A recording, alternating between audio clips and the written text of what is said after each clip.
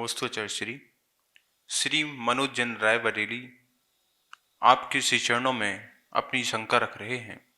हे गुरुदेव, अधिकतर देखा जाता है कि लोग घर में रहकर ही स्वाध्याय अध्ययन करते हैं और अपनी साधना करते हैं, लेकिन जब घर में रहकर स्वाध्याय अध्ययन करते हैं और ज्ञानवान हो जाते हैं तो उनका सम्यक समाधि मरण अच्छी तरह से नहीं हो पाता है, साधुओं का सानिध्य नहीं मिल पाता है।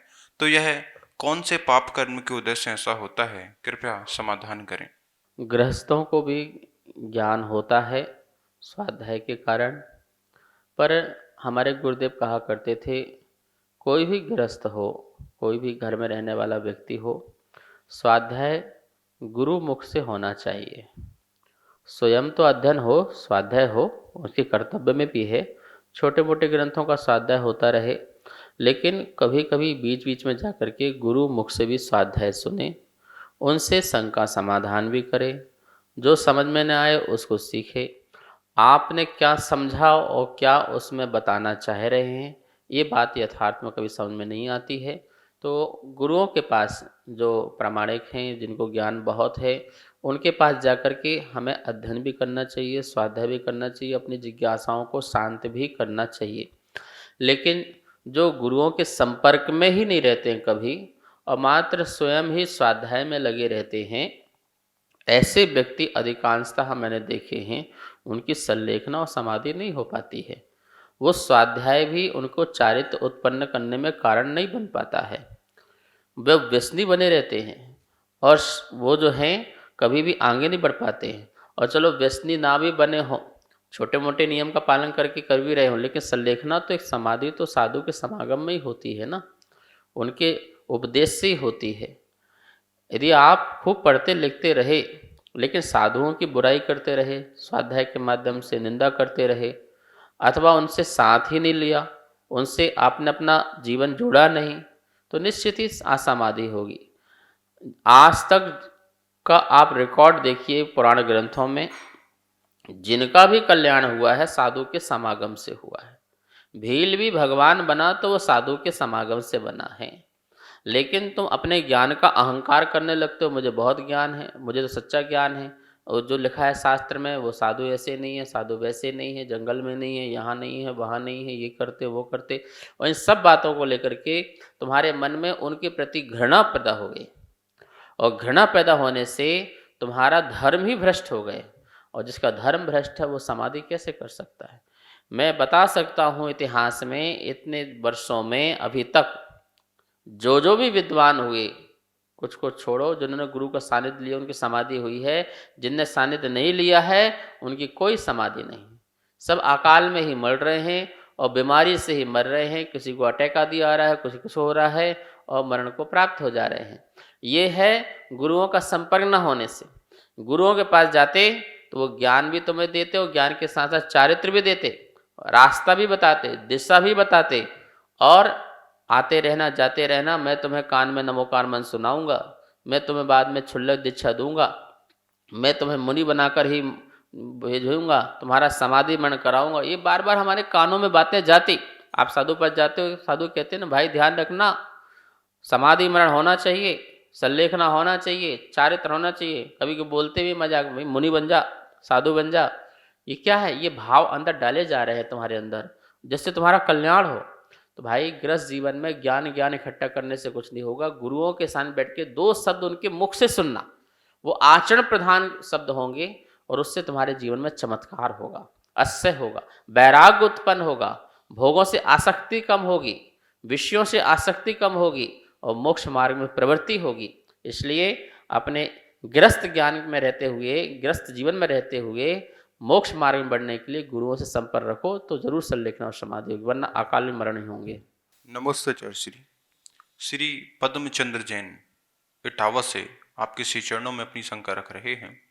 हे गुरुदेव, आजकल सोशल मीडिया के माध्यम से देखा जाता है कि अनेक कार्यक्रम प्रोग्राम होते हैं और साधु संतों का सानिध्य प्राप्त होता है, लेकिन आजकल ये देखने में समझ आता है कि एक से एक प्रोग्राम में साधु का कंपटीशन चल रही है, होड़ लगी हुई है। ऐसा मेरे को समझ आता है कि आप कितना बड़ा प्रोग्राम कर रहे हैं, हम उससे बड़ा प्रोग्राम करेंगे। आपने प्रोग्राम किया, उसके उसमें हम प्रोग्राम करेंगे, किस में ज़्यादा भीड़ आएगी, किसका प्रोग्राम अच्छे होगा। यानी साधु साधु में मेरे को ऐसा लगता है कि होड़ लगी हुई है। क्या ये मेरी सोच है या समक्ष सत्य ऐसी बात है? कृपया मेरा समाधान करें। नमोस्तु चर्चिल।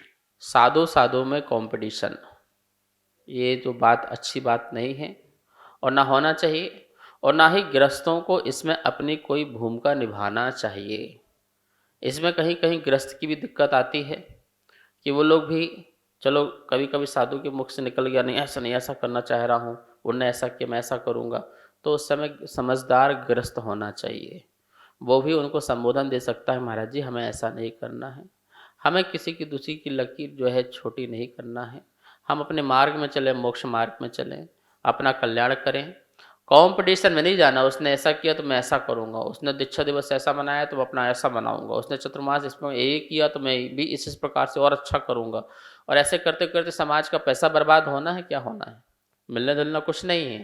धर्म की प्रभावना करो, लोगों को मिथ्यात्व का त्याग कराओ, सच्चे मार्ग में लगाओ।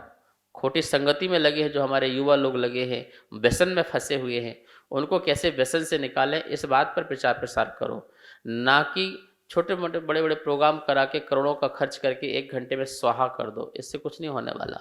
तो हमें कभी कंपटीशन में नहीं जाना चाहिए। और दूसरी बात, कोई एक साधु यदि कोई राष्ट्रीय स्तर का प्रोग्राम उठाता है तो उसमें सबको सहभागी बनना चाहिए कि ये तो बहुत धर्म की प्रभावना वाला बात है, एक समाज का नहीं पूरी विश्व की समाज का और अन्य समाज का कल्याण करने वाला कार्य है। जैसे विद्यानंद महाराज जी उठाते थे, कोई पूरा विश्व साथ देता था, ऐसे ही कभी कोई उठाए तो आप उसको साथ दो। ऐसे नहीं कि उसने उठाया तो उसको काट करने के लिए आपने अपना बैनर बनाया, आपने अपना लोगो बनाया, आपने ये किया, अपना वो किया, और आपने स्वयं बढ़ गए और उसको कटाच करने के लिए आप अपने भक्तों से कार्यक्रम प्रोग्राम आयोजन कराने लगे, बर्बाद करोड़ों रुपए कर दिए। ऐसे नहीं चलता है, ये धर्म की प्रभावना नहीं होती है। ये समाज को भी सोचना चाहिए और साधु वर्ग को भी सोचना चाहिए। इससे क्या होती है, हमारी एकता दूर होती है। साधु संस्थ की जो एकता है, जो समाज की एकता है, वो बरकरार रहना चाहिए।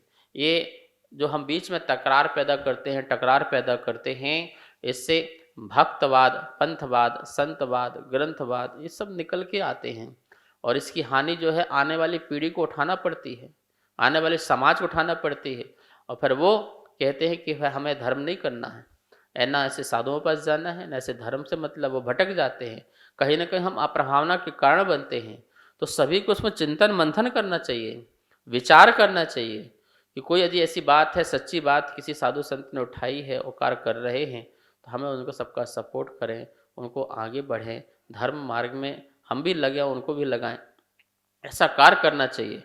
लेकिन यदि हम जो है एक दूसरे की टांग खींचेंगे, पहले बोलते थे लोग एक कमेटी दूसरी कमेटी की, एक व्यक्ति दूसरे व्यक्ति की, अब एक साधु दूसरे साधु की टांग खींचेगा तो क्या होगा धर्म का। ये तो पंचम काल का साक्षात उदाहरण देखने को मिल जाएगा कि ऐसा हो रहा है।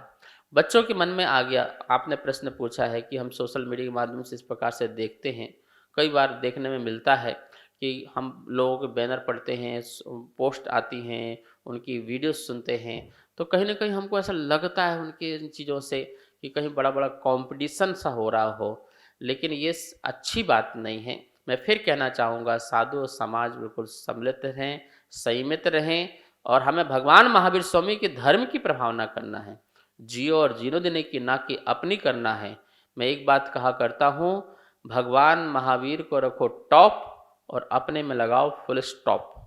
अपनी क्या प्रभावना, अपनी क्या ख्याति, महावीर की ख्याति फैले, उनका नाम से हमारा नाम है, उनके नाम से हमारा काम है। ऐसी बात को ध्यान में रखते हुए हम सब लोगों को इस बात में विचार मंथन जरूर करना चाहिए। जब सारा विश्व मानव जाति का चीत्कार सुन रहा था और मानवता का हाहाकार सुन रहा था, ऐसे समय में तीर्थंकरों की इस भूमि, जिसने और भी धर्मों को बहुत सारी चीजें दी है, इसी से जो सूर्य उदय हुआ उसी का कारण था कि मानव जाति और मानवता का रक्षण हुआ। भारत सामने आया और उस भारत का नेतृत्व भाग्य से श्री नरेंद्र मोदी के पास था।